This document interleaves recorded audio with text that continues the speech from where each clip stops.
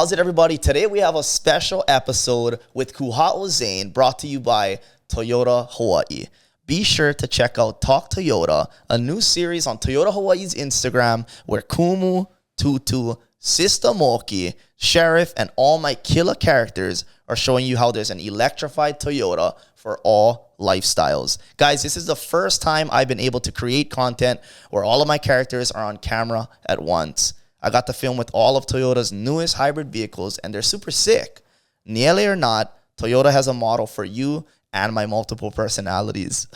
Check out Talk Toyota episodes 1 to 4, already posted on Toyota Hawaii's Instagram, and be sure to stay tuned for episodes 5 and 6 dropping on April 19th and May 3rd. Again, guys, check out Talk Toyota on Toyota Hawaii's Instagram featuring me and all your favorite characters. Now, back to the podcast. Yeah, I was doing a podcast at one point where I was just like, you know what, let's just call it Pauhana. We're just going to have a couple drinks and then go through the podcast. Oh, bro. Couple drinks in, not pressing start on the camera, not getting the levels right on the road, all kinds of things. Yeah. And I was like, that's not the most productive thing to do. Yeah. Maybe I should hire somebody to do all this. Oh no, you need like a designated podcaster. Exactly. Like sober podcast. You can drink whatever, but the guy working the technicals gotta be I wish I could say that I learned that on the first run. I never learned that until like a couple weeks in. I already had choke guests already. I was like, oh, choke guests, no more, nothing recorded. Yeah. Had some good guests though. Yeah. Well, that's a killer conversation. I wish you guys could hear them. That was good though. Nah, I was just saying, because when you would text me, I was supposed to hop on one call just out of random. Yeah. So I'm trying to sign this doc, and I'm like, bruh, this thing gonna have to wait, you know? Yeah. Brand's like, oh, you like me to go grab him? I'm like, no, I like come. But I was like, oh, how killer would it have been to, have a little assistant, set all this up so we could just go downstairs and have a few and then come up. Yeah. Yeah, we just in LA at our friends one. And they get like one full setup. Like these guys been doing it forever. Yeah. And they have like the full team, and they just walk in and do it, and freaking lunch comes and you're like, yep. Wow. Yeah. We'll get to that point. One day. Sure. Yeah. Guaranteed. We drink all we like, and we don't need to worry. Guys, guaranteed touching. Yeah. The press. Maybe it's got to set this up in Hilo then. That would be Merrie Monarch edition. Oh, that'd be cousin. sick. That would be major. Yeah. McKenna, you seen McKenna set up? Yeah, McKenna setup is mean. Oh. Yeah. Killing it. Big Vala Owl session she's having. That was pretty. I mean, when she came in to shoot this last one that she was just doing it with my mom, guys. First, I thought she was just going to be in the corner of the stadium and everything, and then that's usually where they set up over there. And then when I walked in, I was like, oh, not on the stage and everything, McKenna. Yeah. And she was like, what's your talk story? I was like, oh, wow, this is full on. Nervous. Yeah. Oh, and you was on that. Of course you was. We did a quick talk story, and that was more on my grandma's quarter releasing, because her quarter that she's being featured on is just released on Monday. And then so anyway, before we get into it, Kuhao, because I just wanted the juices for flowing. I just gotta give one quick introduction, and then you like what non-ding, big dog. I'm good. You good? Okay. You good on the ding? Yeah. I'm good on the ding. Killing with the down. No, but how's it, everybody? And mahalos for tuning in to another episode of Howsdis podcast. Filmed on location at the beautiful Twin Fin Waikiki right here in Honolulu. We have the pleasure of speaking with the one, the only, very special guest, my good brother Kuhao Zane. Mahalo for having me. We get Leahi right behind us over here, and we're right here in Waikiki. I almost had to go get one drink while I was down there, but Merrie Monarch coming around the corner. I get couple. I gotta focus. Yeah. I Kumu, she gonna swab your sweat, and she gonna put them in 23 in me, and she gonna say Viking. Scared. I scared. Especially if the Kumu is my mom too. Even more. Yeah. Oh, so your mom, bro, mahalos for coming. Yep. First and foremost. So your mom is participating in, or she cannot? She cannot. Would be juiced. Yes. It'd be favorable for us. Yeah. If we was competing for sure. But no, she's been the head judge for, I want to say, at least like 12 years now. But she's been judging in total, off and on, for about 25 years. Okay. And so it's been a while that she's been judging, and even when I was in high school, I kind of remember like whenever she would judge, I'd have the opportunity to sit in her seat. Yeah. And so that was kind of that's my experiences with Merrie Monarch back then. And at the same time, when I was growing up, I remember it being an old, for lack of better terms, an old people's event. You know, For all the real? aunties over there and all. Yeah, it was like kind of more, or maybe everybody is old. But you wasn't. Yeah, but I wasn't, or something like that.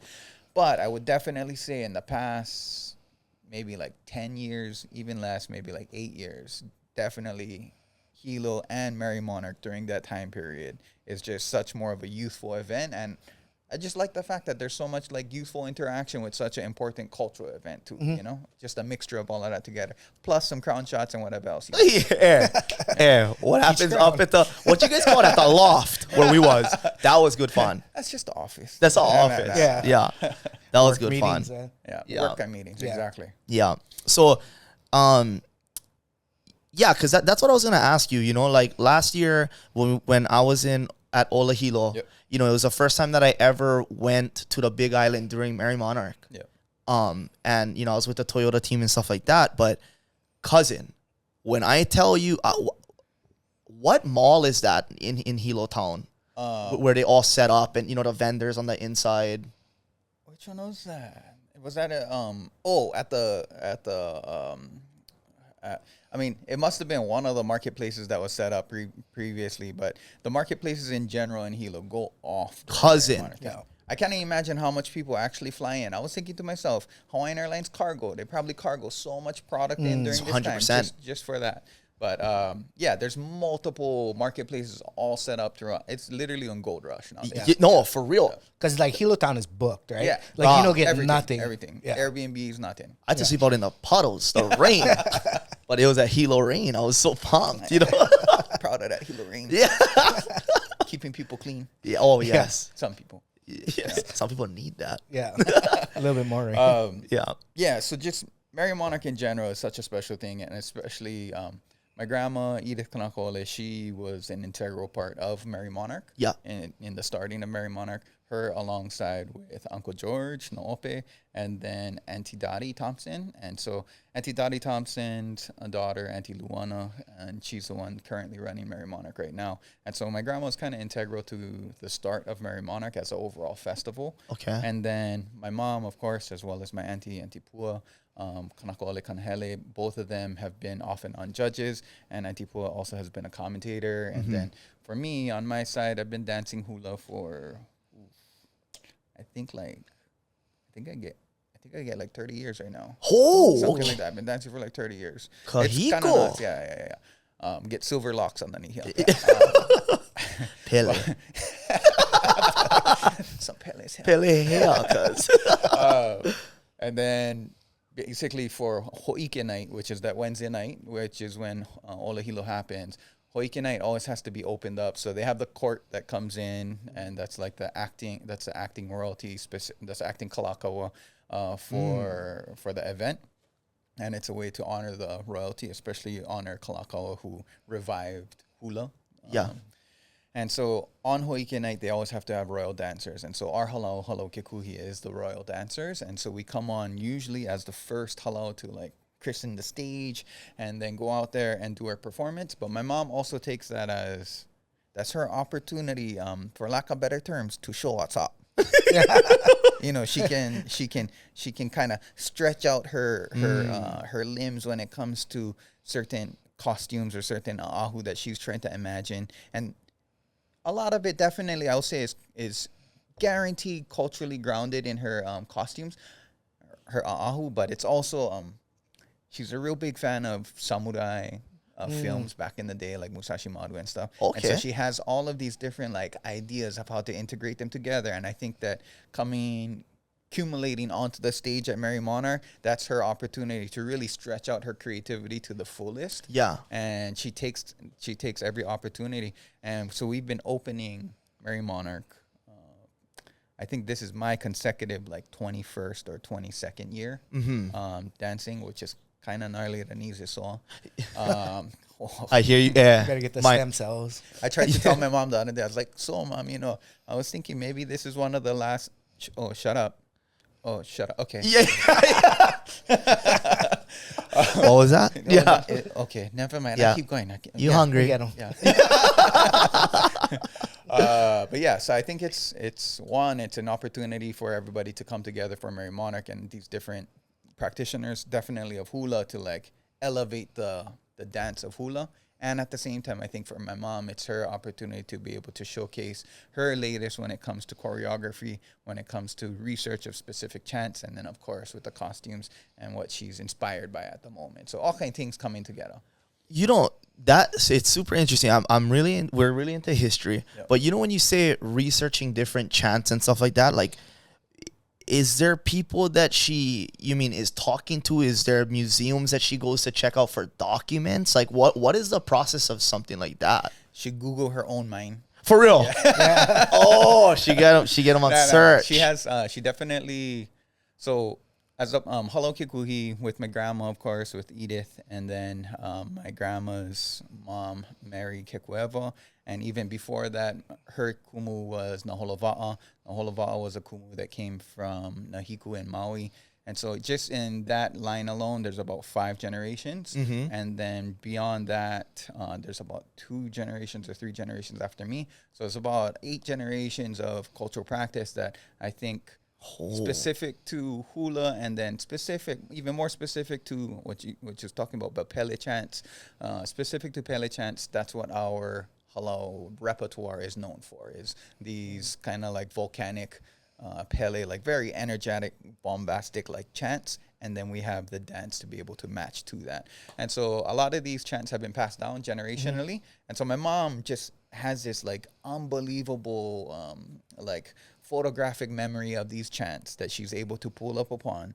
And so just for example, like even for this year's one, just on preview, small kind preview, but the opening chant is a chant for Ka'umuali'i, and Ka'umuali'i was actually the chant of was actually the chief of Kauai. Yes. And so in the relationship of things, because Kamehameha actually had to go and negotiate with Ka'umuali'i to try and figure out some sort of deal instead of actually just taking over Kauai, because he wasn't able to do that. And so in that kind of almost like mutual respect with each other, my mom has this appreciation for Ka'umuali'i. And so our opening chant is a chant for Ka'umuali'i. Wow. And so it's all these kind of like little ties that she has written somewhere in the back of her mind over there, that she pulls up little data points or something like that. And she's able to like compose like a theme for each year. And so that's the theme for this year. All kind things going on. Yeah. That's really cool. We just got to speak with the director of the Kauai Museum. His name is Chucky Boy Chalk, but he gets some mean records. Bruh. Some of his songs that he came out with back in the day. I trip out. I don't even want to sing it on top here right now, but I join him if I know him. You know, if I knew I would. Yeah, but no, that uncle's a man. Yeah, he's on Kila, so he just learning a bunch from him about Kauai and specifically, but that's super cool that and how was that though, growing up like is like my dad played baseball and he did all these things that I never grew up doing, but was hula something that you was always into genuinely, or was just family kind things where you pick up on it? It was definitely one of those things that it always happened. And alongside the hula, like our family's not only known for the hula side, but it's also known for the a'ahu, so like all of the costuming. So like we have to go and gather some of the leaves, we have to go gather some of the shells, and we make all of our own costuming and everything. So we make our own leis. And then on top of that, then we have like the ceremonial side of things. So we still upkeep some of the, for lack of better terms, the religious practices of hula too. Mm-hmm. And so those things are tied into our forests, into specific native plants, which of course ties into 680 signs and everything. Mm. But I think it's a cumulative practice of hula, a lot with all of these things involved. That's what I came to appreciate. But at the same time, being a little kid, being dragged into the forest to go make leis, or being dragged into a ceremony where you cannot talk for like a couple hours, or being dragged into making certain costumes, and then being dragged to the hula show where I'm just stuck in the back of the dressing room, just sitting all by myself, like no more phone back then, Yeah. cruising around. Cruising. Let's see where I can get lost now. Yeah. Yeah, it was an interesting way to grow up, and at the same time, I would say, I never liked dance hula. Yeah. Yeah, I was like, nah, that's not for me. Maybe some other people, but it's not for me. Yeah. Until my mom gave me lickings, and then I was like, okay, nah, it's for me. Yeah. No, I love it. Yeah, What you mean? My favorite. I go do them 100. Yeah. But also too, there's little tones of like my mom telling me like, no, it's up to you. You can dance if you want to dance. You know, it's up to you. Your cousin's gonna do them. Yeah, maybe you can hang out with your cousins. Look, they're gonna be at practice. Yeah. And just hang out with them. Maybe you can even sleep over. I was thinking about that. I was like, wow, I just got conned into this. Yeah. And now 30 years later, I'm still doing this. But one of the best decisions I ever made, because I've gotten to know more about my own cultural identity, my own self, and then also the idea that if you can gain self-knowledge, you have a stronger foundation. And on top of that, if you have a stronger foundation, you're allowed to grow even further. And so we've had the ability to be able to travel to so many different countries, perform even in places like Greece, where we opened up the Olympics that happened in Athens, I think is in 2004. And so we help open up the Olympics with the cultural Olympics that happens usually a year previous to wherever the Olympics are going to happen.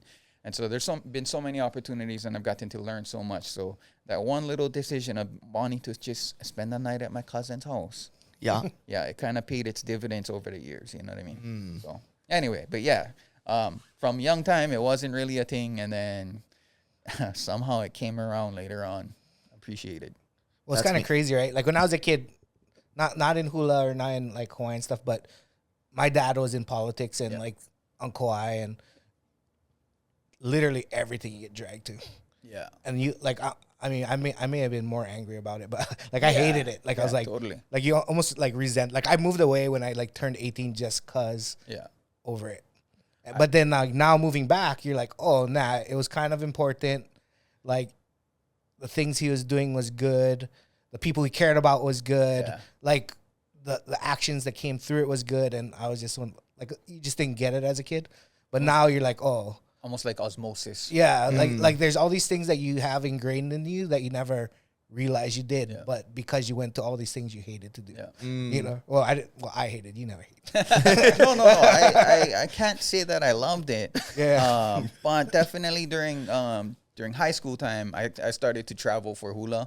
And so that time I enjoyed the hell out of that. We ended up going on tours like 2 weeks or 3 weeks at a time. So it was super enjoyable. And at the same time, I will say when I turned 18, I actually ended up going off to school, and I took that as my moment to like run away too. I ended up going to design school in LA.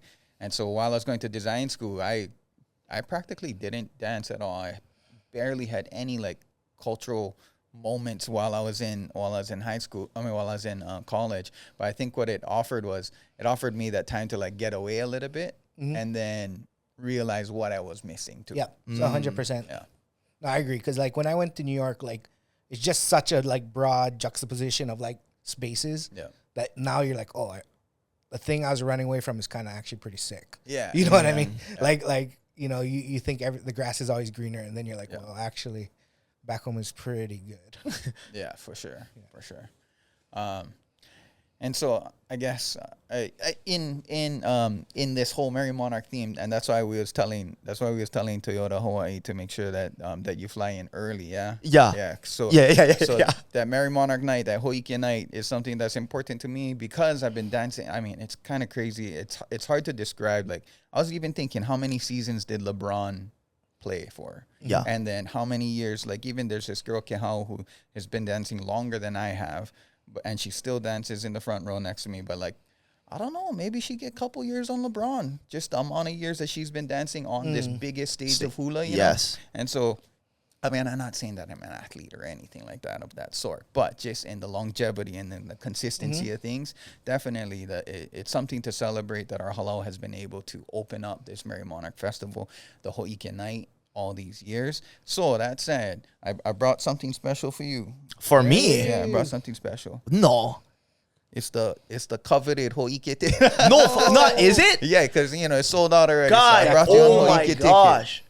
I know he's like, I can go. I but get chickens. Bro, I can get in. God, thank you. Yeah. Holy shit! I Yeah, got what camera? No, because everybody was asking me, "What are you going to Merrie Monarch, or are you gonna see any of the shows?" And I was like, You gotta hold up the ticket just so I can. "Oh no, Yeah, please do." I'm Take the picture. Oh, we can get all three right there. Perfect. raw. Cause they get this thing written in Japanese too, cause that's the draw. Of course, right? of course. That's always a part of it. So wait. So what? When I go over there, do I actually gotta give this to them, or can I like? You gotta give half. Gotta give half. Okay. I see. You rip them. Cousin, you guys watch Willy Wonka and the Chocolate Factory? Huh? This is better. No, thank you though. Seriously, everybody, what is Kumu gonna be up there? I'm like, I mean, I would love to just. I know I was gonna be up there during Ola Hilo. Yeah. Never freaking. I gotta go tell my freaking grandma or something. You know what I mean? We gotta go tell Kaylin. We gotta go tell Kaylin make those flights. Oh no, Kaylin, you see this? I'm gonna chop this into Unreal and I'm gonna play this and tag Toyota and all you guys, John, Peter, Danes, everybody. I'd appreciate it if you can come to the show. I mean, definitely, it's something that is unique to Hilo. You know? Yeah, so. Dude. I told Bran we just started really hanging out maybe like a year ago or so, but bro, when I went and when I was up there, I would recommend whether you guys can go to the Merrie Monarch or not. Yeah. If you can get one flight in, figure out where you're gonna stay, whatever. It's just so unreal to be in Hilo town while it's going on. Definitely. There's almost like this almost like a buzz in Hilo, and like you can almost feel the energy of everybody, and that's the cool. I mean, this may be a little bit spiritual and a little bit out there, but everybody's there is focused on something. Yep. And a lot of people are either focused on hula or focused on going shopping or whatever it is, but I think it is all focused on male Hawaii or things Hawaii. And so I think that focus on this one item just creates this buzz that everybody can feel. It's tangible. But you come there on like Sunday morning, it's already on ghost town. Yeah, tumbleweeds, everything. No, for real. That's why like so when you say male Hawaii, is that what that means? Just things that are focused on things Hawaii. Okay. All things Hawaii, no matter if it's the hula or if it's the crafts or if it's the people or if it's the music, whatever it is. It's the one time that everybody in the town or in that city is all focused on one thing. And I think that's something tangible that people can feel, especially. I shouldn't make that. I don't mean that. Yeah, no, I know. Something tangible. I don't know. Yeah. And I think that's something important and something to celebrate. No, it is though, because exactly what you said. Like, because I love Kalua Pig Lau Lau, but guess what? You don't love it more than the week of Merrie Monarch in Hilo Town. No, like, bro, like I go pound with Lau Lau every day. Yeah. You know, to get up, roll out of the hotel, or just walking around the mall, and bro, you see all the older aunties with all the lauhala bracelets. I'm like, you know what, auntie? All shells, everything, Popale. Big time. Yeah. If you don't want one freaking bird, you know what I mean, the kind feathers, you're not in. You feel like, well, at least for me, I got to feel like old Hawaii in a real like community driven way. You know, like it was just such good vibes. No, for sure. And I think, just to add on, because I said gold rush earlier, and I don't mean that in a bad way. I mean, everybody get out there, get your money. Yeah. Do what you got to do. I would want to say that, I think a lot of times when people talk about cultural things, a lot of times what's not spoken about is the economic impact of cultural things. Yes. And so now if you're looking at Merrie Monarch as an economic driver, there's just for the travel industry, of course, and then also for all of the vendors that are there, for all the people that try concerts, myself included, although we don't make money off of Ola Hilo night. Just everybody that is partaking in this economic driver that is culturally based, to me, that sounds like the way that business should be done in Hawaii, where you're using culture as your direction, not necessarily like specifically just tourism or specifically just these tour sites or anything like that. Yeah. You're using culture as a direction, and then you're allowing that to be the economic driver. Mm-hmm. Yeah. Nice. Yeah. No, 100%. Because how many vendors, Because you know. because there's so many different areas that they're at. You know, Yeah. I know specifically one. Born High is this company from Kauai. Yeah. You know, Jeremy is the owner. He's a firefighter. But I ran into them and said, "Whoa, Jeremy! Like you guys are set up over here." I said, "Hawaiian. If there's one event we're going to scratch to get to, it's this one every time. They will fly up, and for me, I'm like, amazing. You know, then that helps you on Kauai to be in business on because everyone kills up there. Yeah, totally. I mean, even talking about the Hawaiian plates. Ka'uhane Hemolele is a church that does the Hawaiian plates. You know, I'm a businessman. I'm half Pake, I'm half Hawaiian. You know, so I get both sides. But I'm sitting there and I'm counting the line and I'm looking what they're ordering. I'm like, Yeah, my abacus is going like this back and forth. Shout out to the Pocky side, but I think that's awesome too, because hopefully each of these people that are coming to partake in this, they're integral to their community, just as you said, and so the monies and the funds that they're collecting during that time, hopefully that comes back to be able to uplift their community too. Yep. Yes. Right on. I just want to say thank you before we go along. We jumped straight in from like the know, elevator. We went. Yeah. But this guy's been talking about you since like last year. So this is like when legend. You're like, oh, this guy is real or what? Yeah, like, no, for real. Like I've been to your store with him like a bunch of times. I'm like, sure he's real. It's like Wizard of Oz. You're like, oh, where this guy stay? Yeah.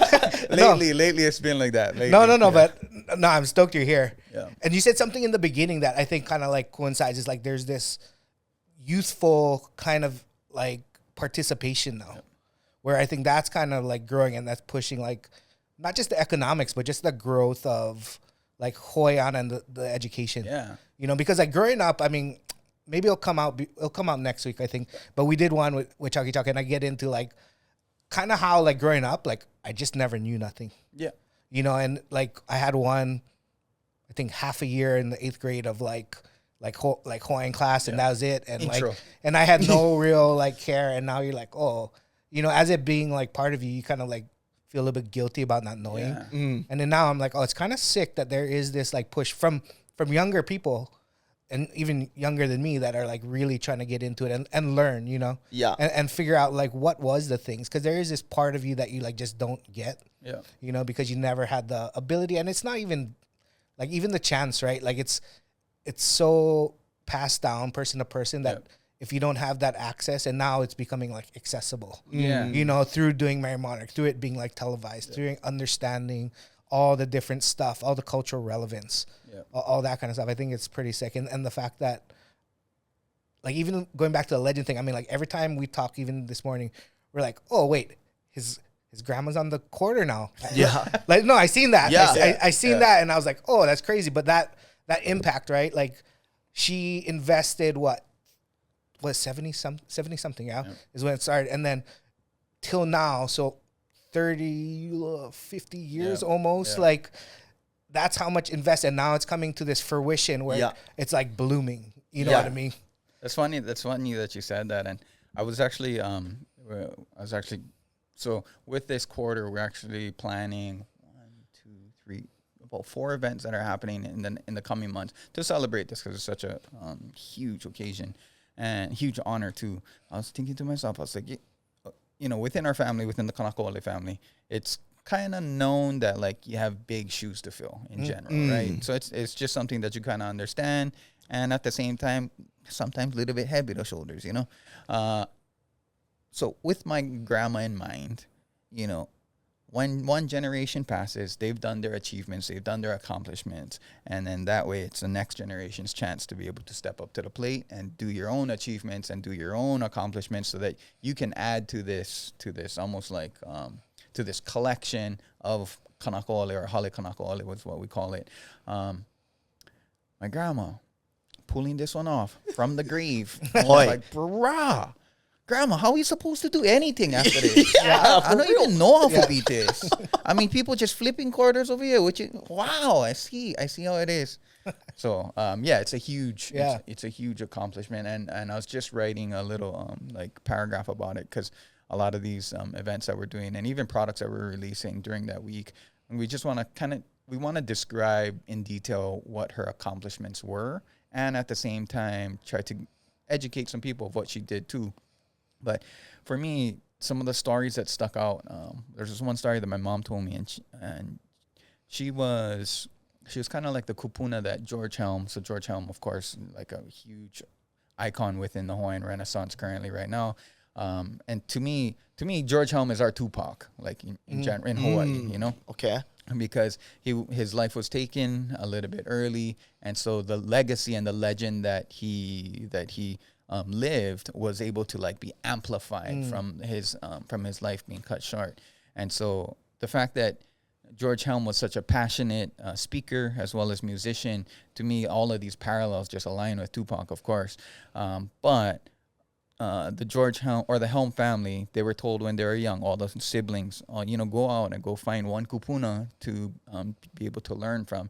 And so George was able to learn from my grandma Edith. And so he would come to Hilo, and he would just kind of like hang out. And I heard that my grandma had a party for her 60th birthday at this house down in Honolulu, and like he just ended up showing up and playing music and everything. So that was a relationship that they had.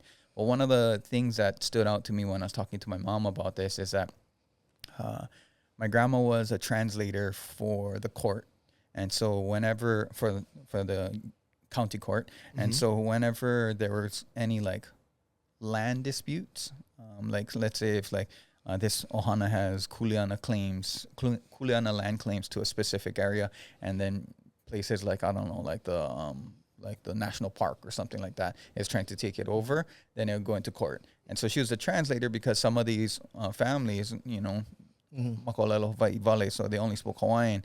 And so she would be the translator in between. But what she realized over the years of being this translator is that if some of these families had a cultural tie or protocol to the land that they were calling kuleana land, they would usually win the court case.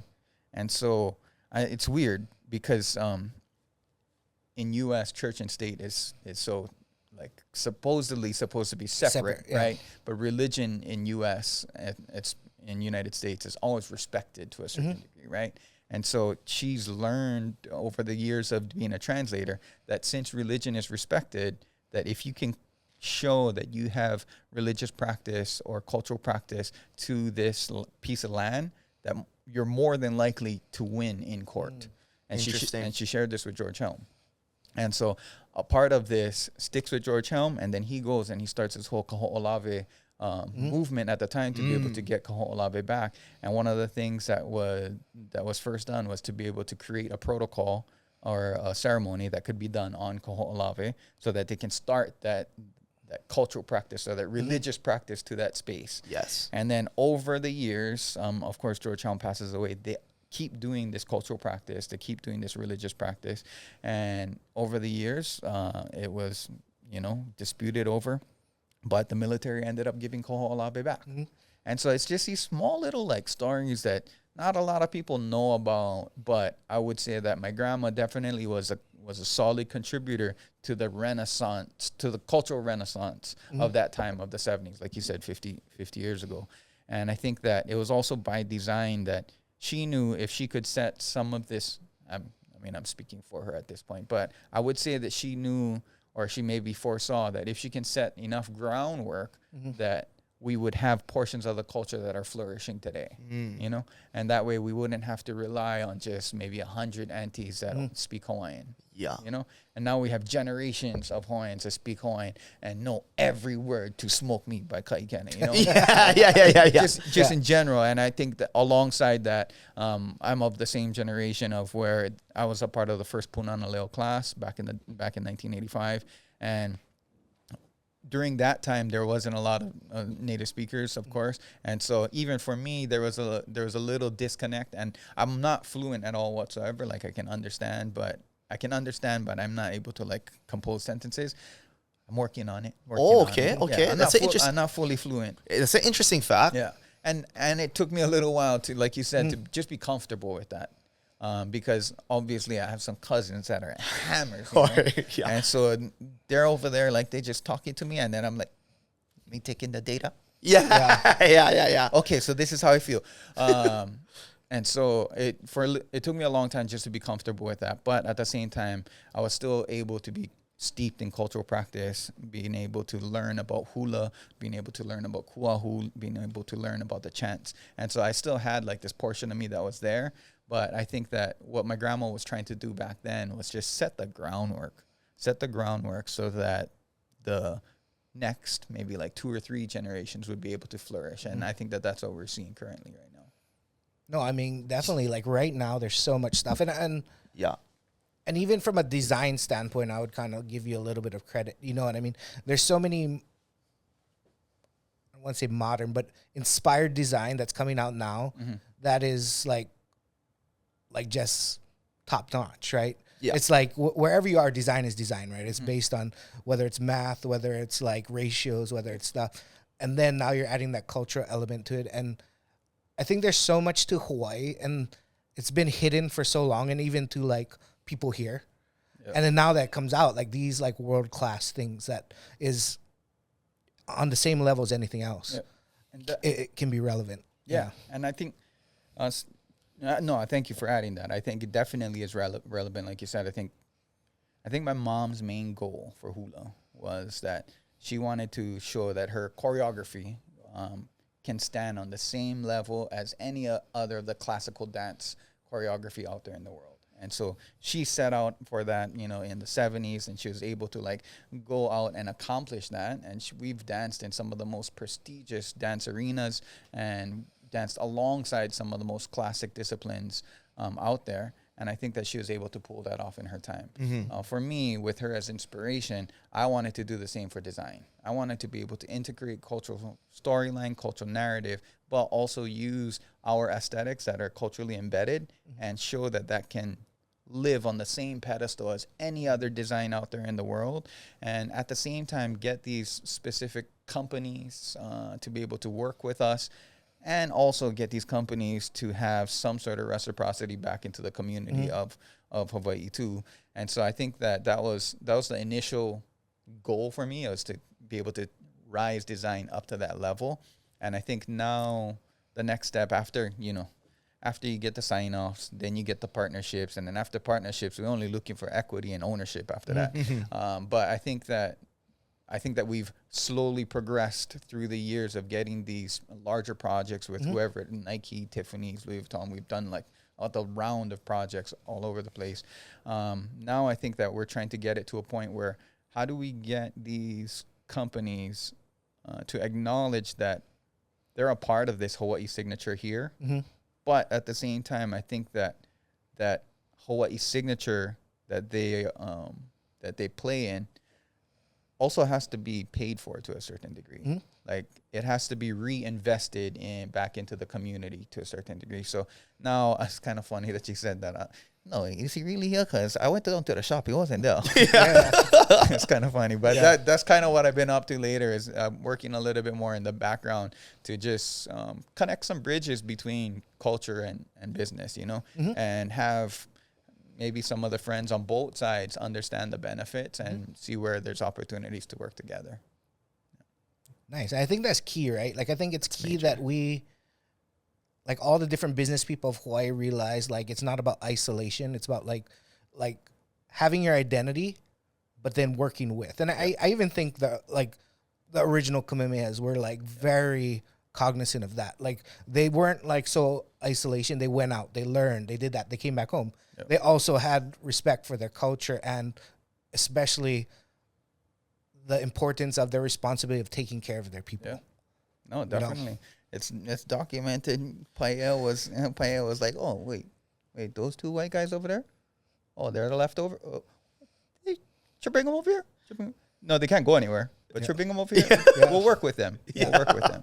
And so I think everything's delicate. Like you got to be careful, and you got to definitely have the land as well as community in mind, for sure. But at the same time, I think, why not be open to these opportunities to at least rethink how we can thrive a little bit better? Yeah. And then if you ever want to just add on major, you know, like just a sound drop, major, just add them in whenever you like. It's always needed, sorry. Yeah. Oh. That's the major one. Wrong one. Yeah. Nah, I just want to add freaking, you know already, and your work speaks for itself. But bro, you've done such a hell of a job, because just being from Kauai and popping in and out of Oahu and just seeing the scene and everything. The way that like your designs and the way that it's communicated and the way that our culture is like brought forth, I don't want to say that you're making it cool, because it is, but it resonates so hard with people now. Like, if I wear this shirt, guy, you know what I mean? I mean, there's you can almost you learn in from one piece of cloth, you know what I mean, clothing. So it's interesting for someone like me and Brian, we're into history, and just to see that the way that you leave that footprint is freaking unreal. I would have to credit a lot of people alongside me too.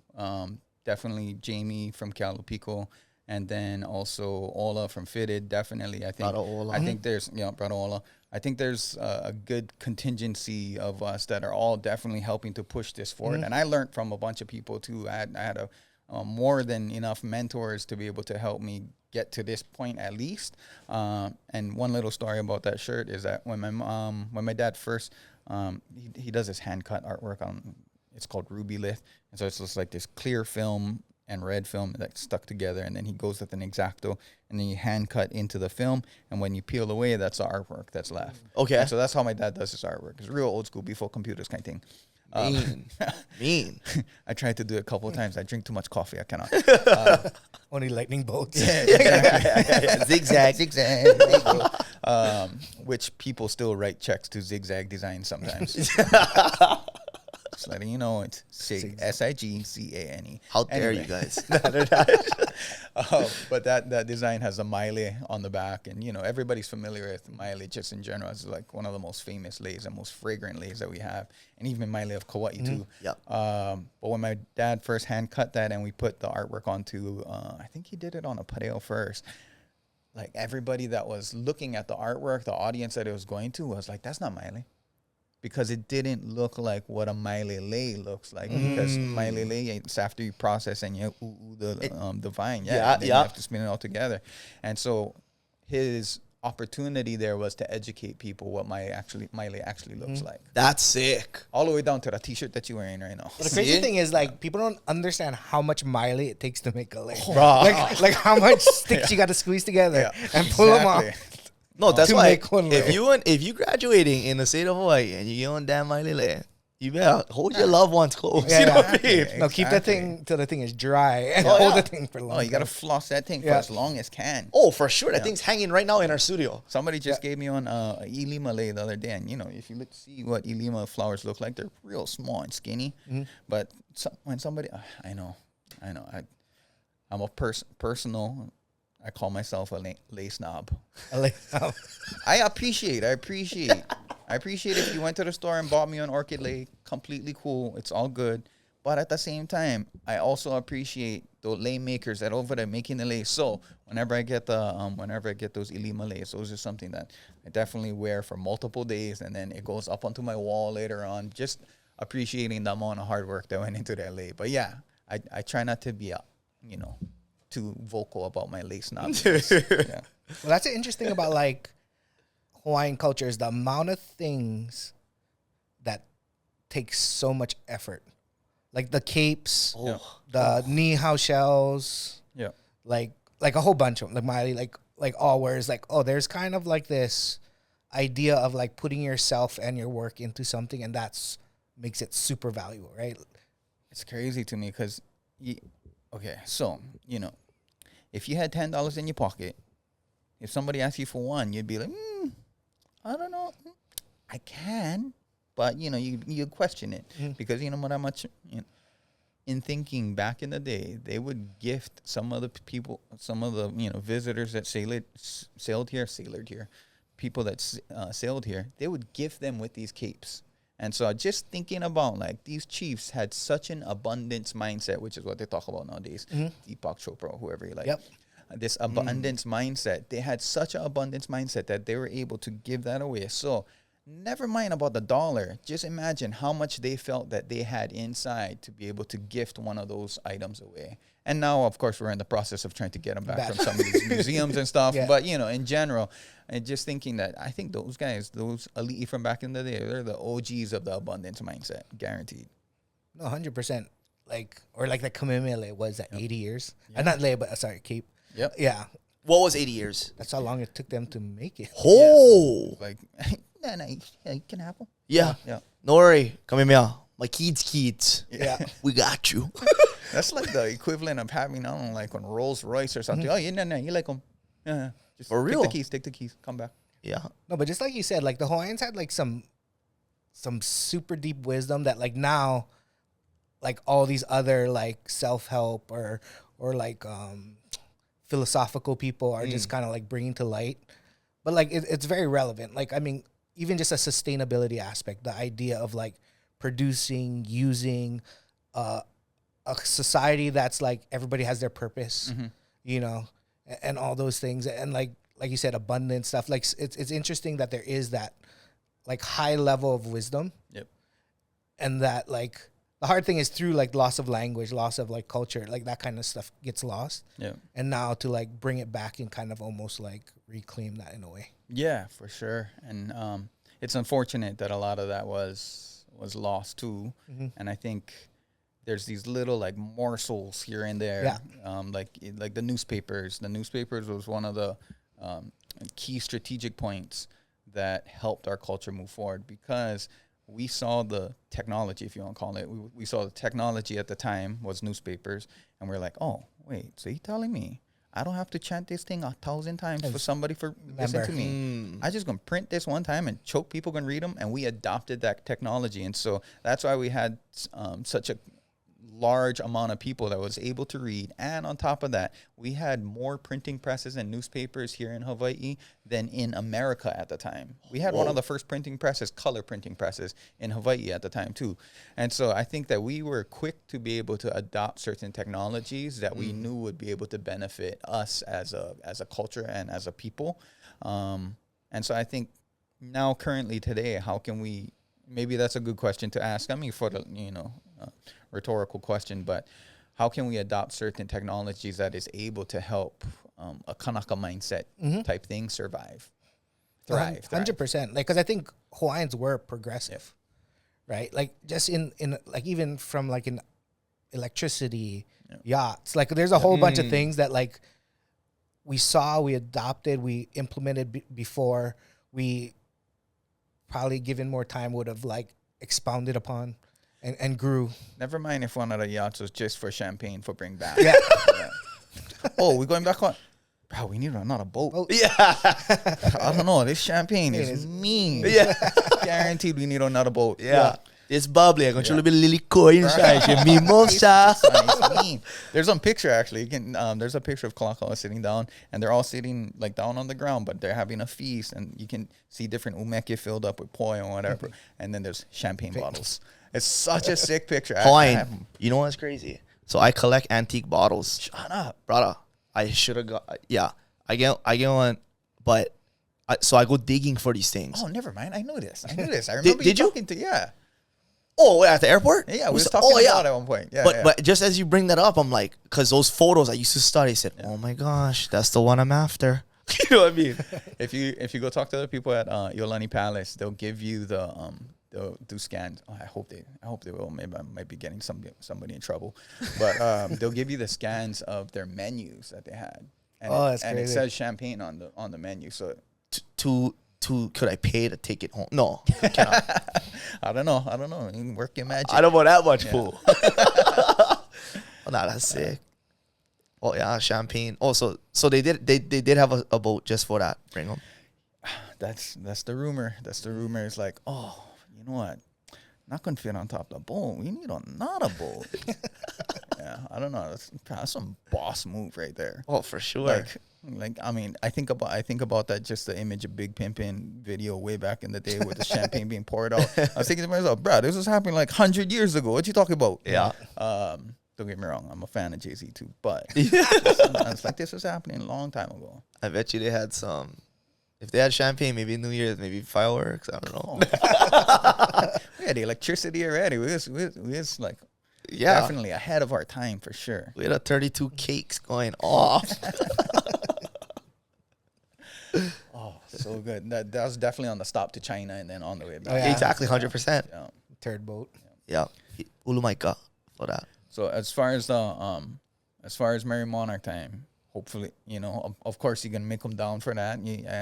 I know you're already in the plans, and then I know last year you was the MC. Thank you so much for being MC. Yeah. So for this year, I was hoping what you could do is just I seen Gooch over there, and I know you and Gooch have a history, and it's pretty entertaining too. So I was just hoping you could bring certain costumes with you. And then maybe just pull Gooch out of his, chef. He can take off his chef hat. Just pull Gooch out of the tent. Pull him up onto the stage real quick. And, just give him a little something for this year's Ole Hilo. You don't have to say yes, but I just trying ideas, Okay. Just like your mama. Like, oh, you know, say yes. But, that ticket. your friend Gooch, he would like if you would do that. Yeah. So, I mean, it's up to you. This year going to be an interesting Ole Hilo. We decided that because it's a Merrie Monarch, that a lot of people are celebrating my grandma, and then the quarter's coming out and everything. We decided that this Ole Hilo, we're gonna maybe turn the volume down just a tad, and celebrate my grandma's achievements through this Ole Hilo event. So I named this Ole Hilo event just Aina Aloha Edition, and it's called the Aina Aloha Edition after my grandma's album Hi'ipoika Aina Aloha and the Beloved and Cherished Land. And I wanted to be able to celebrate something creative that she did, which was this album. It's crazy. Some people that go crate digging, they find her album still sometimes and they gift it to me. Wow. It's kind of nuts. I got a picture. I'll go send it to you. Okay. But I worked with the chefs, with the same set of chefs, with Sheldon, with Chef Wonder, with Gooch, with Moon and Turtle, with Nao. I worked with them, but we ended up giving them the lyrics of some of the songs that my grandma composed. And, it talks about like kalo, it talks about limu, it talks about the delicacies of the land. And so they were inspired by specific lines of lyrics, and they would take that and they interpret that into a dish. So that's the menu for this year. And then music wise, we had to like turn them down a little bit. We couldn't go all the way 100 on the Reja side of things. Yeah. And so we had to just kind of ground it a little bit more. So we'll be having Ka'ikena guys definitely come in and do their thing, and Ka'ikena and all the boys, Ikakamai. And so they'll be having a set, and then we have a little bit something special for the final guest. But I think that with Ka'ikena and with a lot of the different musicians, they were all inspired by this early movement of really rootsy Olelo Hawaii music. And so that's what we want to put together music wise, and hopefully some of the boys took some of my grandma's songs and then even remixed them a little bit to update the sound. And then lastly, as a part of this Ole Hilo event, we brought in one of my friends, Aaron Kai, he currently lives in California, of course, but he's been doing big things, definitely. Yes. As far as partnering up with companies, is probably Hilo wise, I don't know, me and him probably up and up in general. But he's been doing amazing things. So he's going to be coming in and doing a live mural during Ole Hilo too. So there's a lot of things happening. And of course, we'll be releasing different products. One collaboration that we did with Aloha Collection. And so Aloha Collection is a huge sponsor for this year, as well as Toyota. Of course, shout out to Toyota. Gotta give them their props for supporting this event. And then we have, on top of that, was Ola Brew will be sponsoring this year. They have a specific type. I had to try and figure out how do we tie something fun like couple drinks, couple pahanas.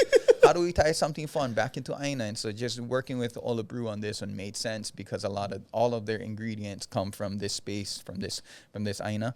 And so they are releasing a special drink during Ole Hilo too. And then, of course, we have like people like Shakati that are a part of this. Waikea Water's giving some water for this. So we have a bunch of sponsors coming together. But the biggest thing about this is a lot of the proceeds that come from this event, and as well as the sales that are happening, are all going to go back to Edith Kanakaole Foundation, which is my grandma's foundation, or our family foundation that we started. So nice. Oh, it's gonna be happening. Okay, no, it's a big one. Yeah. Sorry, I had to get the commercial out. I had to get the commercial out just now. Because plug them. Yeah. You know what I mean? Plug them up. Plug them some more. The people need to know. Yeah. Yeah. You know, but yeah, so looking forward to them. Because, hey, I get that we're going to turn the volume down a little bit, but with that whole lineup you just said, I don't know if we're going to be too down. Yeah. Different kind volume. Yeah.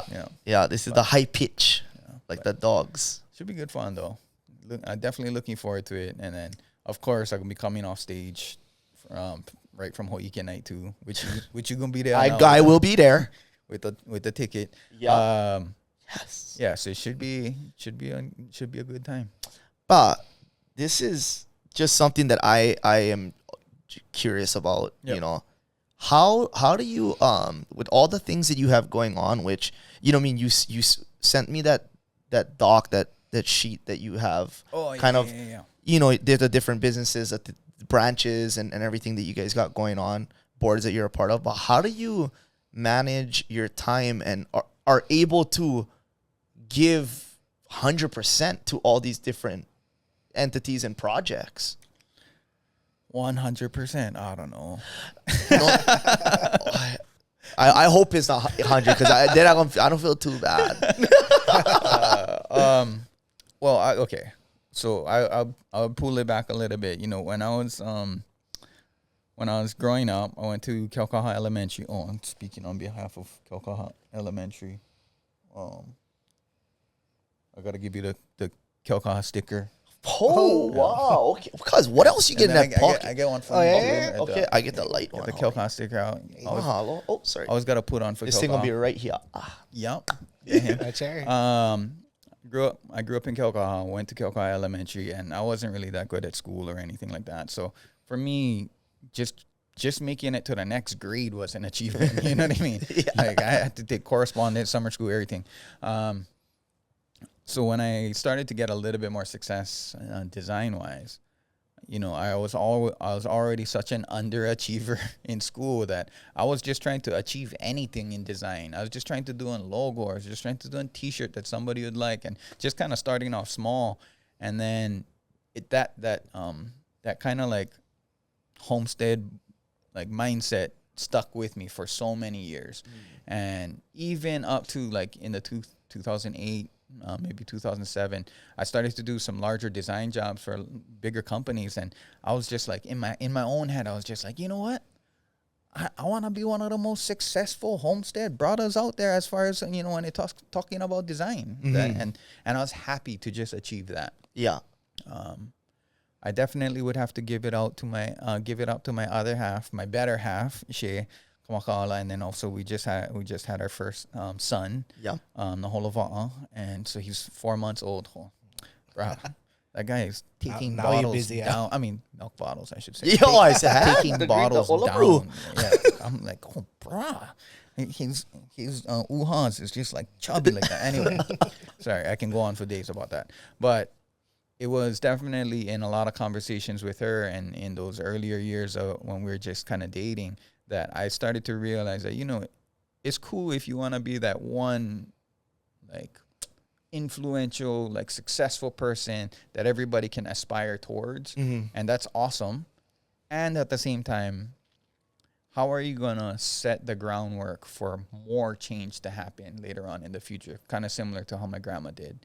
And so that's when I kind of like took a couple steps back from, you know what, maybe no need being these lights type of thing, but maybe we can figure out more influential and more impactful projects that can do better groundwork for change in the future.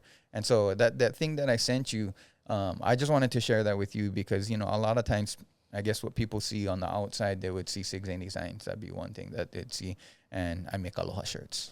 Yeah. That's like the core part of it. Don't get me wrong, that pays for a lot of business, but and then the other side of things would be halau kikuhi and the halau that I dance with. And so that'd be another part. And then maybe some of the design projects that I worked on. That's usually the range of what people see.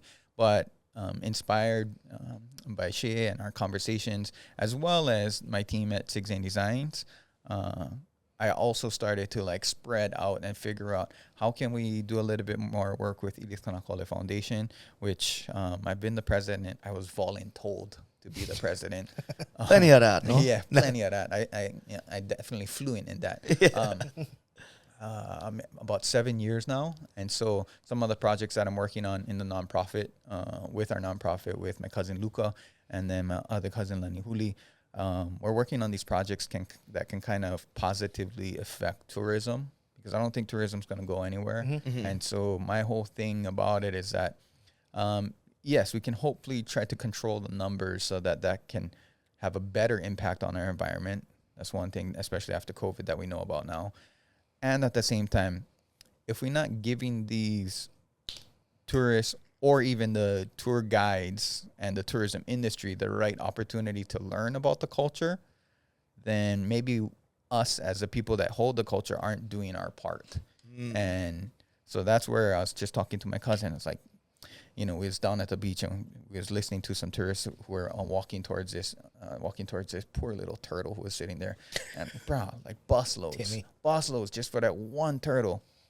Anyway, we're just kind of complaining about what some of the things that were being shared as this tour was happening, and not that it's wrong or bad or anything, but we just feel like what we were able to listen to in the halau, or what we were able to listen to with our aunties and uncles, that's not the same thing that's being shared over there. And then, obviously we was having a couple drinks down at the beach when we was talking about this, but it was like, well, wait a minute.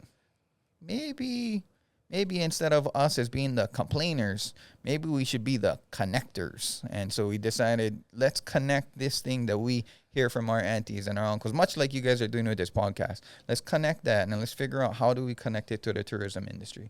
And so we have a partnership with our county of Hawaii.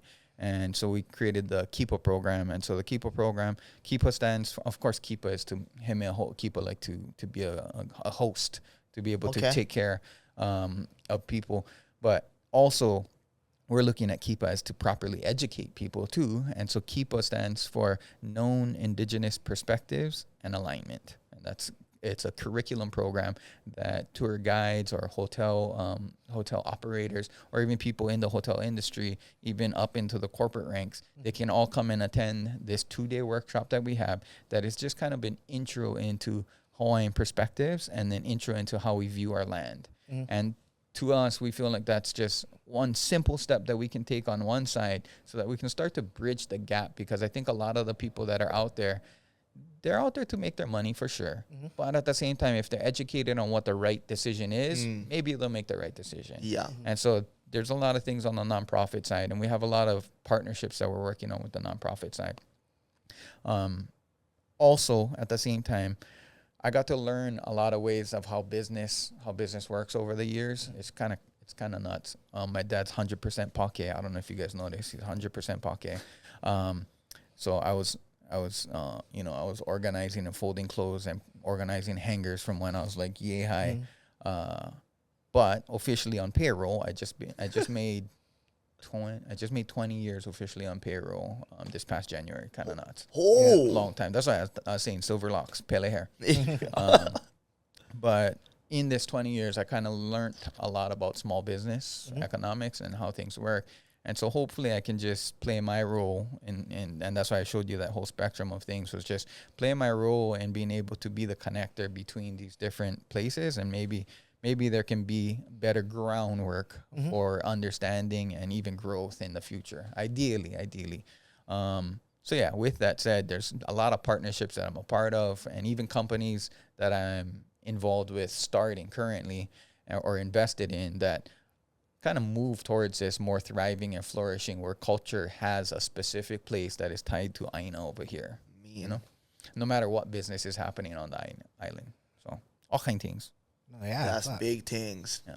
No, I love that shit. Like, actually, I think that's like a super important idea. The idea of like responsibility and like, what can I do, right? Yeah. Like this, I've talked about this before. Well, even like this, like I've always been in the back. I hate to be like in the front, but is like, okay, so what can this benefit? Yeah. So the idea that you're going out and saying like, oh, there's an issue here, like for sure, like they shouldn't be doing it, this, and this. But how do I fix that problem? Yeah. And that kind of mindset, like I think is super important. Like as Hawaiians, there's been so much things done to people that they're coming from like a place of hurt. Yeah. So it's easy to kind of get in this like really defensive, like, nah. 100. You know, but what's the way to move forward? Yeah. You know, and I like as more and more people adopt that mindset of like, okay, yeah, this stuff like was fucked up. Yep. But how do we like work with the future, move forward for the sake of our people too, not necessarily the sake of like money or nothing, but just overall general health, sustainability, rejuvenation of culture, like all these things. And that's super inspiring. Like that people outside of what, like even like, cause I just met you like whatever hour ago, you know what I mean? And like, I don't know like a whole bunch, but that there are other people out there like simultaneously working parallel to come up and achieve similar things. Yeah. You know, so you're not in this like isolationist kind of mindset. You're like, oh no. There are people, even if I don't know them, they're there. Yeah. They're working. And like, we just do our thing. And when we do meet, then awesome. Yeah. And then, I think that's the super important like change of like perspective. Yeah. I think that's awesome that you shared that. And I think it's important for people, especially Hawaiians, to know, or even people that aren't Hawaiian ethnically or by blood, people that have grown up on these islands, to know that there is a place and there is a responsibility for everyone, for sure, to be able to contribute back to Hawaii. So I think that there's always there. It's just being able to kind of like ask inwardly, who are you and what do you have to contribute? What is your function to this place? And I would definitely say that my cousin Kau'i, I don't know if you see whenever Gooch goes to Hana. You ever seen Gooch go to Hana? No, I missed one trip, but that's it's ridiculous. It's ridiculous. Like good. Yeah, every time they just went to Hana this past weekend, and then we do this event at this space called Ala Kukui. And I'll make this quick because I don't know if we get. I mean, we can keep going if you guys like. Oh no, we get time. Oh no, wait. We let this thing run. No. We have time, guys. Yeah. No, keep going, hon. We have this event in Hana called Hanaku, and it's at this space. It's a nonprofit that has this building, this mansion actually, and there's 6 cabins, and it's a 12-acre parcel property in Hana. Hana's already a special place. If there's any place that you wanted to see brown smiles, like, you know, which is kind of being more and more rare lately, but if you ever wanted to see brown smiles, that's the place to go. I was talking to my cousin Kau'i, who lives out in Hana over there. She's a Kanakaole as well, and this is maybe like 5-6 years ago that she was asked to take over this space, Ala Kukui, and it was, you know, some rich people from really nice rich people from New York that bought this parcel, but their intent behind it was really to be able to serve the community. That was their intent. And I think that maybe over the years of doing this, they didn't have the right direction of how to serve the community of Hana, and so they wanted to bring on my cousin. That was a great idea. She called me, and I was like, "Oh, that's a mean opportunity. You should do them." And she was like, "No, I don't like work with them." Is that the end of this conversation? Yeah. And she's like, "No, I don't want to work with them. They don't even help us sometimes." And I think I'm putting a little words in her mouth, but I think that speaks to some of that loss of opportunity, or that even that loss of culture, that sometimes you're just burnt from that, you know, and you don't want to even help out, or you don't even want to take that step forward. So I just asked her one question, and she probably hates me for asking her this question, but I was just like, okay, what would make you say yes to this situation? And I won't forget it, but she told me, she's like, you know what? If they give me the property. Wow. Holy shit. I don't even know what to say to that. But okay, if that's what you want to do, let's put together a PDF.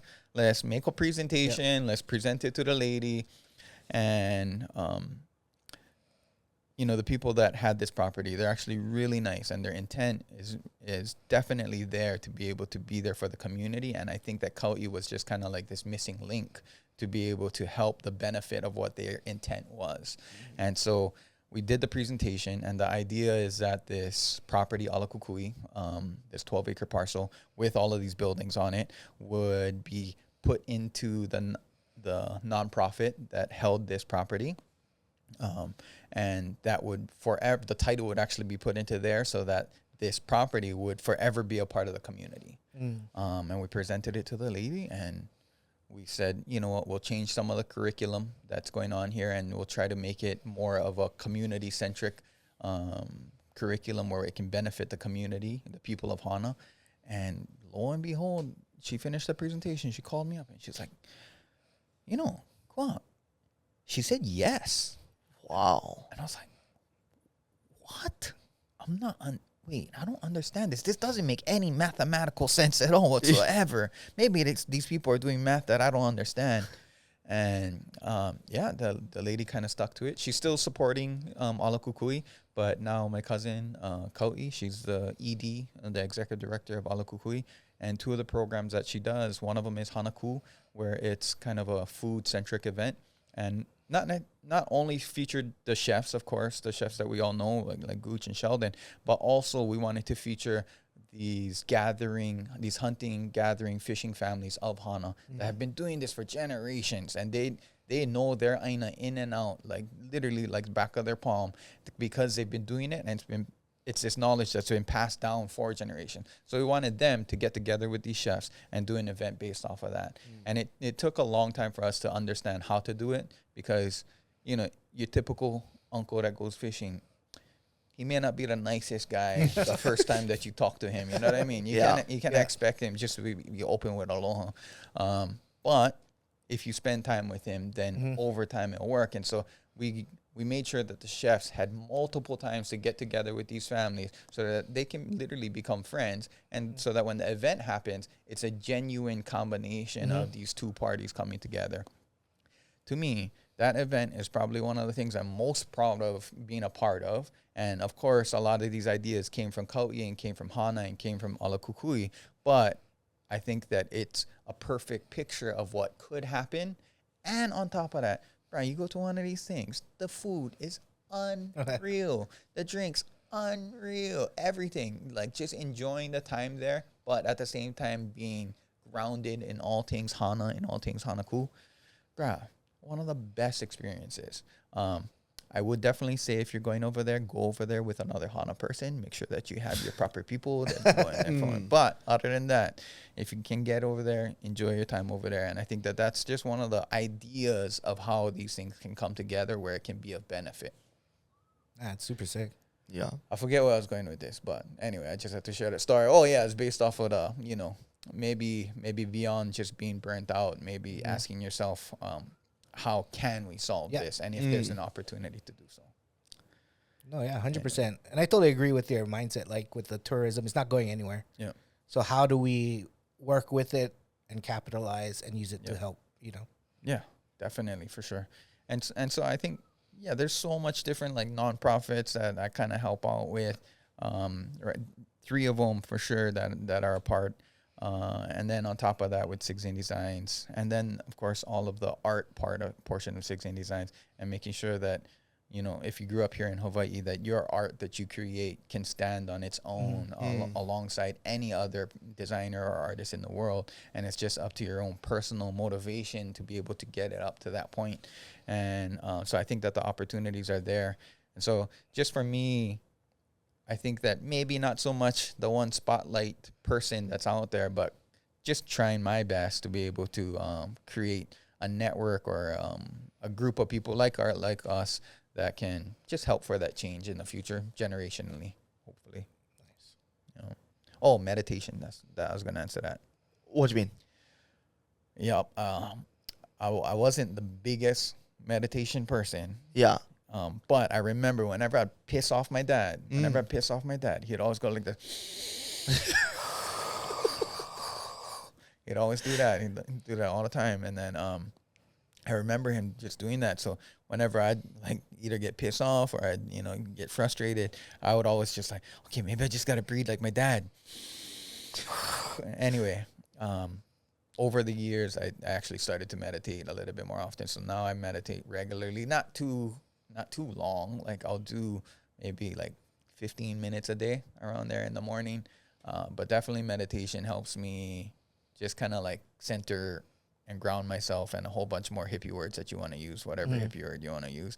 But it definitely helps me ground myself and center myself to give a little bit more 100% in all of the things that have to happen throughout the day. I've never done that, but is that do you need to be in a silent area? Like what does that look for like for you? For a lot of people, it looks different for a lot of people, and it kind of depends. But I think, a lot of it is just more your own answer on the inside. I think there's plenty of disciplines out there. Like there's Zazen meditation that you can go to at Kalihi. There's a dojo in Kalihi, Chozenji Dojo in Kalihi. It was started by a samurai. Okay. Super nut story over there. They do kind of gnarly meditation. They do like 45-minute sits in the morning, and it usually starts at 5:45 in the morning. 45 minutes. It's still dark outside. They do eyes open, non-guided, so no talking and just breathing. And you have to sit on your, like cross-legged like this. And so I've done that in Hilo with the priest that comes down to Hilo, and that thing literally has changed my life over the past 3 years now that I've been doing that. And then other than that, you can do like guided meditation. There's so many apps out there. There's like Headspace. There's the Deepak Chopra one if you're into that kind of things. He has guided meditations for that one. But I think what the thing is, like, instead of being so focused on external external distractions or external things happening, you just focus on organizing your cards on the inside. You organize your cards on the inside so that when you open your eyes and you go into your day, everything's organized from the inside out, Yeah. I need that. Yeah, no, for sure. I mean, I still need help organizing, so I definitely rely on a whole team of people for that. But at the same time, I think being a little bit more organized on the inside helps for sure. No, for sure. Like it gets you straight for the day, you know? You guys remember Mike Stewart, the bodyboarder? Yep. Back in the day? Yeah. He just posted on Instagram. He did like something crazy, like 7 hours a day or something like that. And he went off to like some retreat somewhere. But he did like 7 hours a day, and he was saying the same thing, like more a journey inward. And I was like, 7 hours, that's nuts. I can barely make it to 15 minutes some days. So just trying to understand how this guy can do that for 7 hours. I don't even know how I'm not trying to forget there. My card's good. My card's good. Yeah. I can give you a little shuffle deck. Yeah. You know what I mean? Yeah, a little bit. Yeah. 7 hours. That's. No, there's a darkness, guys. You ever heard that one? Like, no, I never. 1 week, no light. The room is quiet, and you just by yourself. No noise. Yeah. Hoy, I promise something. Your cards either gonna get reshuffled or gonna get really aligned. Yeah. No, 100%. That's not. I would come out of there just, who like shuffle my cards? You know what I mean? Try shuffle me. I'm good. Even with the Zazen, like you do it at 5:45 in the morning, so it's still dark, and you hear a lot of things happening, but you're supposed to just focus on your breath and focus on the inside, and so you're just kind of like closing things off, but. Right, you come out of that. It's just about 7 o'clock. You have some coffee or something like that. Right, you're looking at just like the sky, and everything just seems more vibrant in general because you like closed yourself off for so long. Like, I mean, kind of natural high-ish a little bit, I guess. But that cup of coffee is the meanest cup of coffee. The best coffee ever had. After 45 minutes. I'm not gonna lie. One cup of Joe after one morning roll jiu-jitsu, you just feel. I don't know if it's because I'm lightheaded, because it's choking me. Yeah. But there's something to that cup of Joe after a roll sesh. That's still something that I need to get after. I mean, obviously, I've been a huge MMA fan for years, of course, from BJ Penn years all the way up to now. And then I've been a fan of jiu-jitsu because one of my friends, Andy, when I was in high school, he nerdy little Korean kid. Became a state champion or something when we was in intermediate into high school, and I was like, wow, this guy's amazing. And then he told me one time, he was like, oh, it's just like chess. Like, you just have to think a couple moves ahead. And ever since he told me that always stuck in my mind, that just the psychological factor of jiu-jitsu has always, I've always been a fan of that. But when it comes to rolling, I'm like, oh, maybe I'm getting a little bit old. Maybe I'll go stay in my seat. I'll go stay in the fan seat. You know, I just go enjoy. But yeah, no, that's awesome. And I can't wait to be able to see, more benefits that come from meditation plus jiu-jitsu. Hopefully, I don't know. You see, Yeah. That guy, you got to start. You guys like 65 start. for real. Oh. Yeah. But it is like, because it becomes more about thinking. Yeah. It is almost like a meditation in a way. Yeah. And like, yeah, there's another guy there, but mostly it's you like figuring yourself out. Yeah. Like jiu-jitsu's like one lie detector. You know, like that's so good. like Real time. Yeah, you're not gonna bullshit it. Yeah. Like Or you can sleep. yeah. I like that. That's Yeah. one lie detector. That's the two options you have. Yeah. Either you gonna succeed or you can go sleep. Yeah. Yeah. I was just talking to RV actually the other day from Albino and Preto. Oh, shout out Albino Yeah. and Fredo. Yeah. They've been killing it lately. I'm like, oh, bro, is it only you working over there? Is Like, it? I mean, he has a little team that he says, but like every time I do Zooms with him and talk story with him, it's only him there. I'm Freaking like, RV, bro. high five, bro. I don't know what you Yeah. doing, but you killing it. Cause it's 7-hour meditation Exactly. plus 7-hour rolls. Rolls too. But yeah, I was just talking to him, and then it's been, you know, I've been dancing for so long, but at the same time, if you ask my mom, our type of hula is called hula aiha'a, and it's like this. It's this knee bent, and it's very like it's very energetic to the point where my mom conditions us to be able to dance. Hawai'i night, we usually dance for an hour straight. Oh. Sometimes we'll have like one break in between where we go change or something like that, come back out. But usually my mom conditions us to dance an hour straight. Usually we're doing laps around the halau area before we start dancing, just so that we can kind of get like our breath to be able to stabilize throughout the whole time that we're dancing. So there's a lot of similarities between certain types of athletes, or athletics, I should say, and the type of hula that we do. But just when you look at hula in general, and then of course the hula of the place that we stay right now in Waikiki, you know, it doesn't look like that. But our type of hula aiha'a, definitely has a little bit more of a martial art to it. And I've always felt like there's like these similarities that happen between martial arts as well as our dance.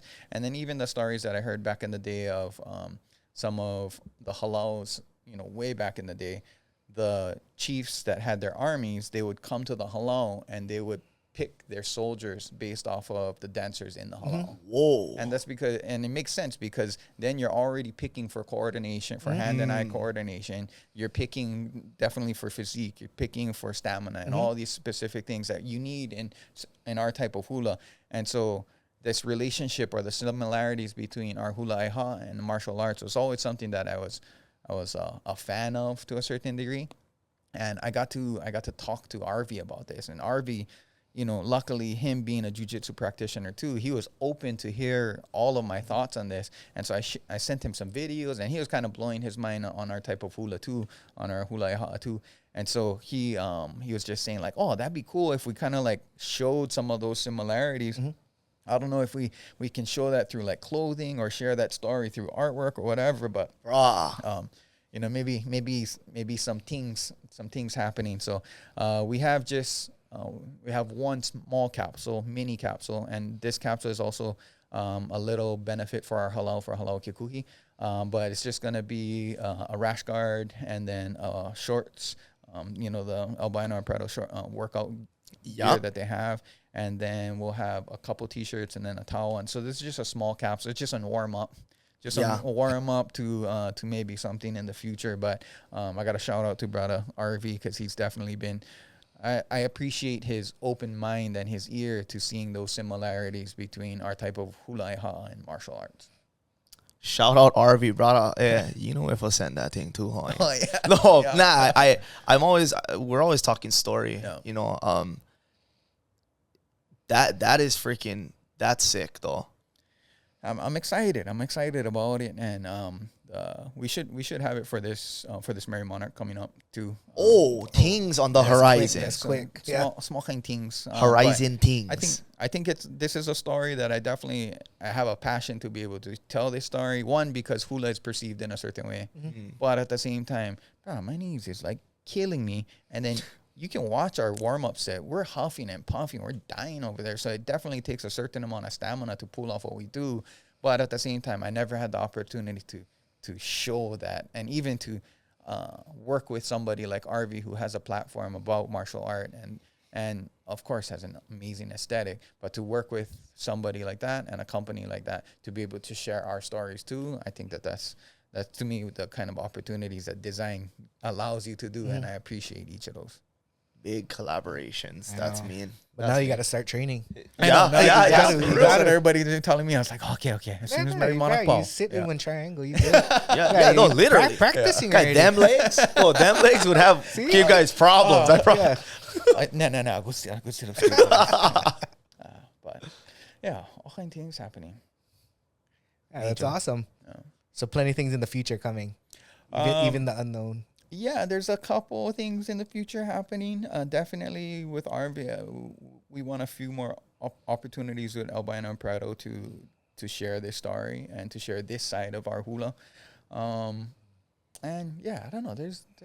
We get different companies coming out. Nice. I don't know if you met Kili'i. Oh yeah, in that picture that I sent you. But he has his 3 Trust tequila that he's been working on, and I remember when you guys were saying that up there. Yeah, so now it's widely distributed. So you can go to Tamura's over here in Kaimuki to pick it up. But I'm a part of that, part of their little project. I'm a small part of their project, but they're definitely geniuses in their own right that are pulling off, Hawaiian-owned tequila. Mm-hmm. That's so mean. There's all kinds of things happening to be excited about too, because sometimes maybe being isolated, especially here in Hawaii, you don't always have the opportunity to be excited about things happening. Yeah. But I don't know. How about you guys? What kind of exciting things you guys get? I'm sure you guys always kind of cooking back there. We get kind of a lot, but yeah, there it depends like what time length. Yeah. We get long term, short term. I mean, I guess we can talk about just the media stuff for now. Like, honestly, we think media is changing. Yeah. We think media will go 2 directions. If you do like long term, or long length creative, we think it goes to streaming. Like Netflix, Disney Plus. We think regular media is kind of on the decline. But then all like the podcasts, the quicker, funny comment, anything half an hour less goes to kind of like almost a YouTube, like a self-production kind of model. Yeah. And that's kind of where I think most people see, even the bigger companies. That's why they're trying to shift super hard. Yeah. So we see because the bigger companies have a hard time switching. So we're like, we can do something in Hawaii. And then because of that, if we can break out of the Hawaii kind of like atmosphere, like that brings in revenue. Yeah. So my whole thing is with revenue is like in Hawaii, we can trade dollars back and forth. Yeah.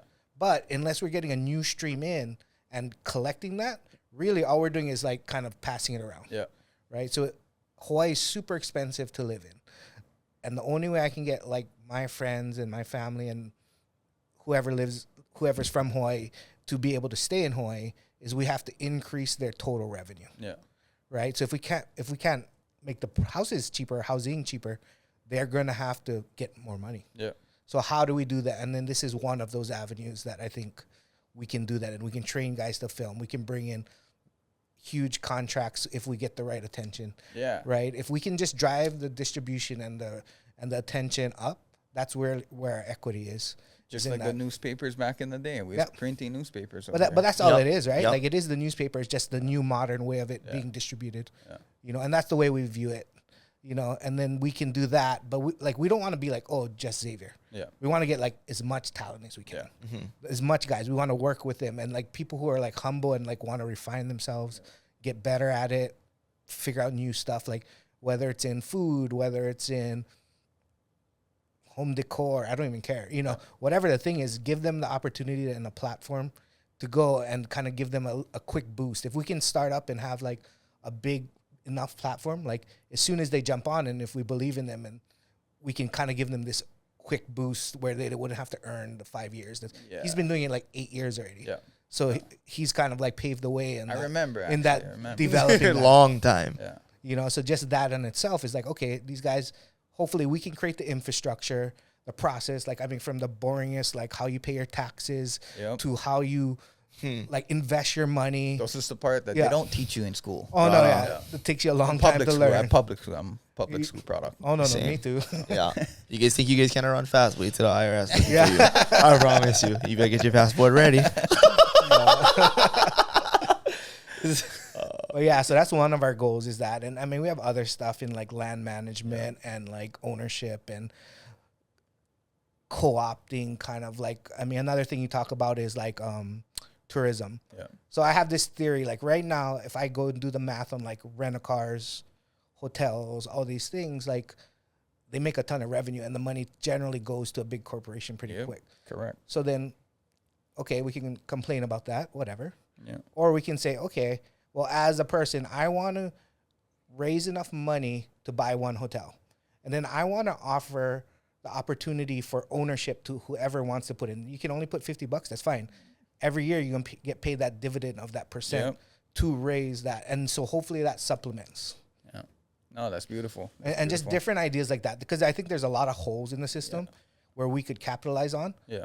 But we kind of just take everything as this is just how it works. They don't want you to hear this. Yeah. They're conspiracy theorists. No, that's exciting, and I think it gives us the opportunity to show that if we were able, and there are a few hotels out there that are Hawaii owned too, which is awesome. Yeah, no, 100%. And I think that if we are able to create that product that is unique, created by Hawaii, then obviously that gives whoever's traveling here that choice to be like, hey, do you want to do this and stay at this hotel 100%. That gives you this experience, that has this cultural background, that is owned by Hawaii people, then that's the experience that they have. Or you can go to this other one. It's up to you. You know? And then all the people working too, they have ownership, so they have purpose. And like I see a big, huge, even like let's get away from economics, let's get into like just mental health and stuff. I think a lot of it's drawn by like a little bit of lack of hope. Yeah, you know, so we can blame drugs, but there was a point to get to drugs too. There was a point to like, why am I in this zone all the time? Yeah, right. So like, I think a lot of people like kind of lose that purpose. Yeah, like why am I doing this? Right. So if I have ownership in this company, now I have a deeper thing to my community, to the connectivity, to all the people around me, and even to myself and my family. Right. Yeah. If I make the best experience for this guest coming in, then I have that really fulfilled feeling that drives that, and then in return gives you revenue, and that supplies your family and does that, right? So basically, tourism is selling Hawaii. How do we get what essentially, as a local person, is rightfully yours in the percentage-wise? Correct, 1,000%. Because if it's selling Hawaii, but it doesn't have any Hawaii people that is a part of this selling, then I don't know what's happening. There's something going on over here. But I think that's completely a valid way to be able to approach, and applaud definitely for you guys being able to do this. So I'm looking forward to some of those, and I want to hear some more for sure too, because I think that there's also opportunities, on the investment side of things, that people want to be able to put money into these kind of unique cultural identity opportunities, 100%. where we can make sure that the product that is being sold within Hawaii is something that was created by people of Hawaii and owned by people of Hawaii too. So, wow, we went traversed the whole levels. Oh, hey, I swear. Everywhere. We went to the Kuahivis, all the way up to the top, all the way down to the ocean with next to Timmy the turtle. Yeah, getting touched. Look at me getting touched. Everywhere, but. I appreciate it, guys. Thank you for coming. Yeah, we're stoked. For real, Kuhao. I've always wanted to pick your brain and talk story, and what better way to, I'm glad it all worked out. Yeah, that was perfect timing that I ran into you at the airport, and then you got to meet the boy and everything, and Loli'i. And your pops, the first time. Oh yeah, my dad just so happened to be crossing that inter-island life, Yeah, so if you guys ever like freaking meet Kuhao's family, go airport. just wait at the airport. No, you have a better chance of running into this guy at the airport than I think. All of us together, for sure. But and at the same time, I got to shout out, definitely our Hilo shop. Family that takes care of all of the takes care of everything there. My team at Zane Designs, as well as at Smith Street, Zen and the boys, all of them. I would not be able to pull off what I'm able to do without all of them being able to hold it down too. Yeah. So. No, and I'm going to reinforce that, freaking your whole team, Pineapple Ice, Brandon, Zen, all you guys always take care of me and Brandon when we come in. And, I appreciate you guys just welcoming these Kauai brothers in, like we Chinatown originals. It's unreal. But yeah, bro, again, mahalos. You guys, special shout out to you guys for making it this far in the podcast. I appreciate you guys always tuning in. Bro, they tune in because I get polls at the end on Spotify and they answer them and it only pops up at the end. Oh, nah. So, I just want to mahalo you guys for tuning into another episode of Howsdis podcast. And if you guys want to support future episodes, please check me out on patreon.com/Howsdisguy. It all really helps us in the content, in the channel and everything like that. So mahalo again, you guys, and brother Kuhao. Appreciate you, brother. Oh, mahalo. Aloha. Thank you for the guys. time. There you go. Oh, the outro. Yeah.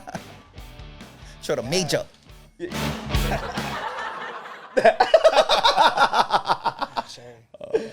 Oh, that's awesome, ba. Right on, bro. Freaking hell, my guy. Thank you. That was awesome. Mahalo for the time, guys. Of course. I definitely, I just flew in for this, so. No, you never. No, I did. I just flew in for Bro. this. Yeah. Oh, shit. No, you freaking. Nowadays I only fly specifically for certain things, especially if my son's, Yeah. Mm-hmm. Today's not my day to take care of him, but at the same time it's always good to get home to him, Yeah.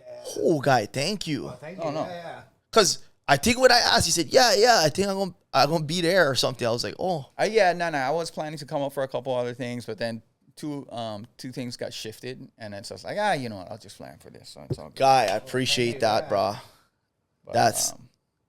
yeah, no, mahalo. Yeah. I think we a lot of covered- people will be like Because. Yeah.